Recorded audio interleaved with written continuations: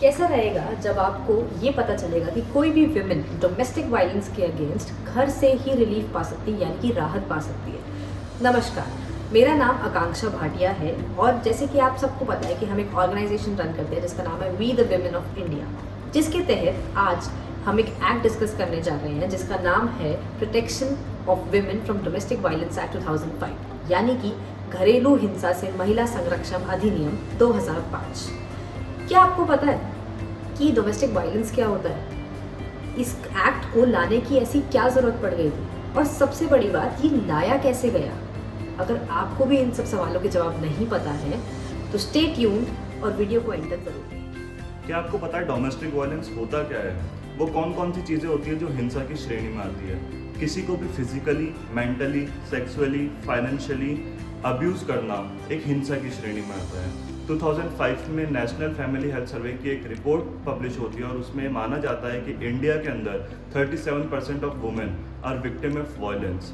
2005 में world development का एक आर्टिकल पब्लिश होता है और उसमें जो मेजर रीज़न बताया जाता है वायलेंस का, वो बताया जाता है कि जो मैरिजेस जिनमें डाउरी की कंडीशन फुलफिल नहीं हो पाती है उसमें वायलेंस का रेट काफ़ी ज़्यादा रहता है।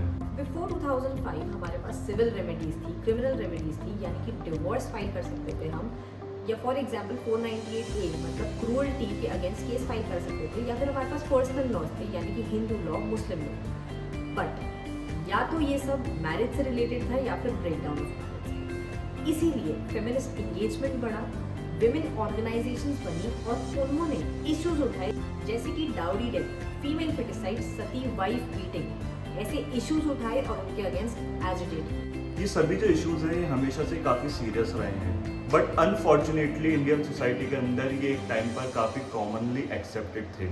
जब कोई महिला थाने में इन इश्यूज़ के रिगार्डिंग कोई शिकायत दर्ज कराने जाती थी तो उन्हें वहाँ से यह कहकर भेज दिया जाता था कि यह आपका घरेलू मामला है, और वो उसमें शिकायत दर्ज नहीं करते थे।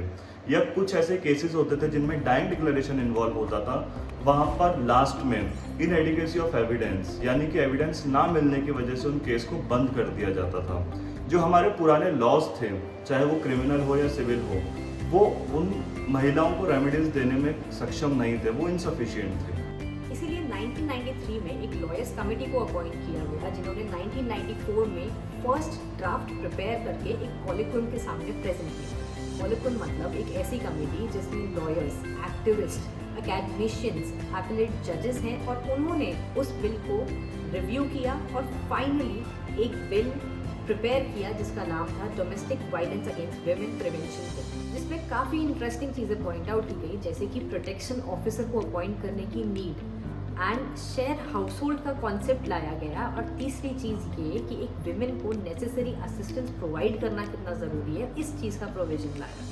ये बिल NCW को सबमिट हुआ, यानी कि नेशनल कमीशन फॉर विमेन को सबमिट हुआ, और उसके बाद सरकार द्वारा एक और बिल लाया गया। उस बिल में प्रोविजंस इतने वेग थे जैसे कि अब्यूज़र और विक्टिम दोनों की काउंसलिंग होनी चाहिए, मतलब कि दोनों को सेम फुटिंग पे रखा जा रहा था। और तो और डोमेस्टिक वायलेंस में की डेफिनेशन में ये बोला गया था कि अगर कंडक्ट हैबिचुअल हुआ तो ही वो डोमेस्टिक वायलेंस कहलाया जाएगा, वरना नहीं कहलाया जाएगा। इस पे विमेन ऑर्गेनाइजेशंस का काफ़ी एजिटेशन हुआ, और एजिटेशन के बाद इस पूरे इशू को, इस बिल को एक पार्लियामेंट्री स्टैंडिंग कमेटी को रेफर करा गया, जिसके बाद लॉयर्स कमेटी NCW यानी कि national commission for women, child and development organisation से रिव्यूज लिए गए और एक रिपोर्ट दी। पार्लियामेंट्री स्टैंडिंग कमेटी के इस रिपोर्ट को prevention of women against domestic violence bill के नाम से लोकसभा और राज्यसभा में इंट्रोड्यूस करा गया।